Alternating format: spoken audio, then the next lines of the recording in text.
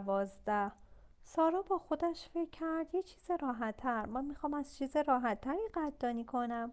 از فاصله دور سارا میتوانست سگ همسایه بغلی رو که در برفها ورجه ورجه میکرد ببیند. سر میخورد و میدوید. بعد به پشت میغلطید و از زندگی لذت میبرد. سارا هنوز 200 متر با او فاصله داشت. با خود گفت بیلی تو سگ خوشحالی هستی. من سعی میکنم ازت قدردانی کنم. در همان لحظه بیلی شروع به دویدن به طرف سارا کرد، طوری که انگار به سمت صاحبش که صدایش کرده بود میدوید. دمش را تکان داد و 2 دفعه دور سارا چرخید و بعد پنجه هایش را روی شانه سارا گذاشت. این سگ بزرگ مو بلند سارا را به حالت نشسته روی توده برفی که ماشین برف جمع کرده بود هل داد و با زبان گرم و خیس خود صورت سارا را لیس زد. سارا به شدت میخندید و نمیتوانست از جایش بلند شود. اوه تو هم منو دوست داری؟ درست میگم بیلی؟ منو هم دوست داری؟ آن شب سارا در تخت خود دراز کشیده بود و به تمام اتفاقات آن هفته فکر میکرد. احساس میکنم سوار ترن هوایی شدم. بهترین ها و بدترین احساس هایی که تا به حال داشتم در این 1 هفته کوتاه همه رو تجربه کردم. عاشق حرف زدن با سلیمان شدم. آه چقدر پرواز کردن رو دوست داشتم. اما چیزهای خیلی بدی همین هفته اتفاق افتاد. همه چیز عجیبه. سارا میتونست قسم بخوره که صدای سلیمان رو در تخت خوابش میشنید که میگفت به قدردانی فکر کن سارا. سارا مصمم گفت نه این ممکن نیست، فقط دارم حرفای سلیمان رو به یاد میارم.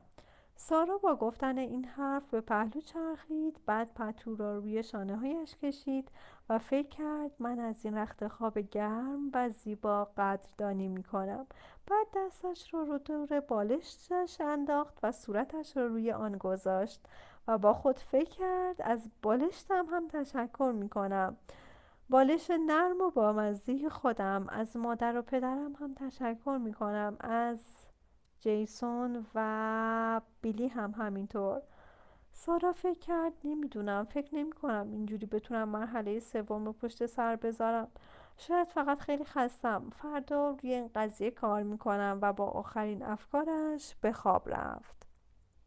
سارا در حالی که بالای خانهش پرواز میکرد فریاد زد من دوباره دارم پرواز میکنم. من دوباره دارم پرواز میکنم.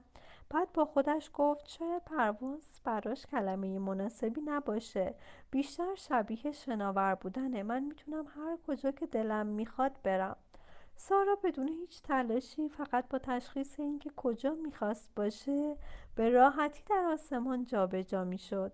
لحظه ای مکث میکرد و بعد چیزی را که قبلا به آن توجه نکرده بود را آزمایش میکرد. بعضی وقتها خیلی به زمین نزدیک میشد و بعد به پشت میچرخید، بالا بالا بالاتر. او کشف کرد که هر وقت میخواهد پایین بیاید تنها کافی است انگشت شست پایش را به سمت پایین بگیرد و پایین برود. وقتی دوباره میخواست به پشت برگردد کافی بود سرش را به سمت بالا برگرداند و به سمت بالا برود.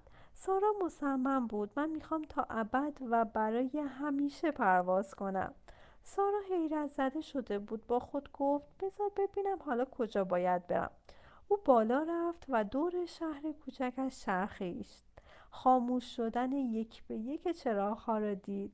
از خانه‌ای به خانه‌ای رفت و مردم را دید و تمام شب را به این ترتیب گذراند.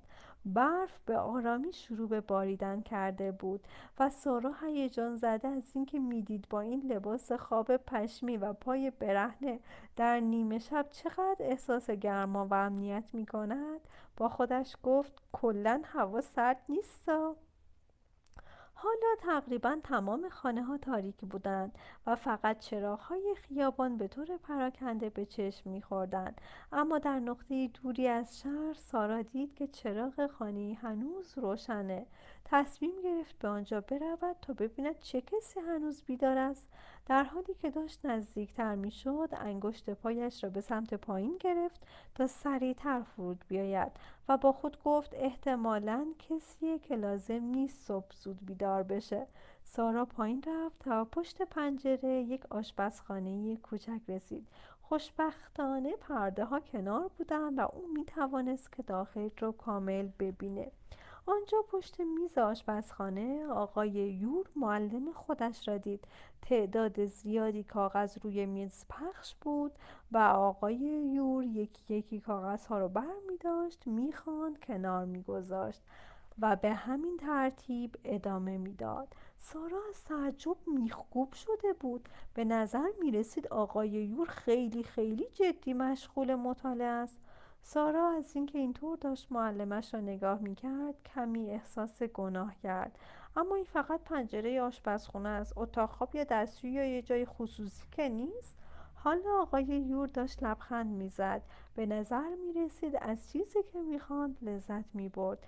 بعد ناگهان سارا متوجه شد آقای یور چه کار می کند. او داشت برگه های کلاس سارا را که امروز آخر زنگ از آنها گرفته بود تصحیح می کرد. او داشت تک تک آنها را می خواند. سارا اغلب می دید بالا یا پشت برگه هایی که آقای یور به آنها برمیگرداند چیزهایی نوشته شده بود، ولی هرگز به آنها توجهی نکرده بود. سارا اغلب وقتی یادداشت‌های معلمش را روی برگه‌هایش می‌دید با خود می‌گفت اون هیچ وقت از من راضی نیست. اما دیدن این مرد در حالی که می‌خواند و مینوشت و باز هم می‌خواند و مینوشت، آن هم زمانی که همه مردم در خواب بودند، به سارا حس عجیبی داد. سارا گیج شده بود بین احساس منفی قبلیش به آقای یور و حس جدیدی که نسبت به او داشت. در وجودش تضادی ایجاد شده بود. سارا بالا را نگاه کرد تا به سمت بالا برود. از آن بالا به شهر خواب زده زیبای خودش نگاه کرد و باد گرمی از عمق وجودش به دور بدنش پیچید و پوستش را به نرمی نوازش کرد. چشمانش پر از اشک شد و قلبش از شادی به تپش افتاد. وقتی سارا میخواست به سمت خانه برگردد برای آخرین بار برگشت و به پنجره آشپزخانه آقای یور نگاه کرد.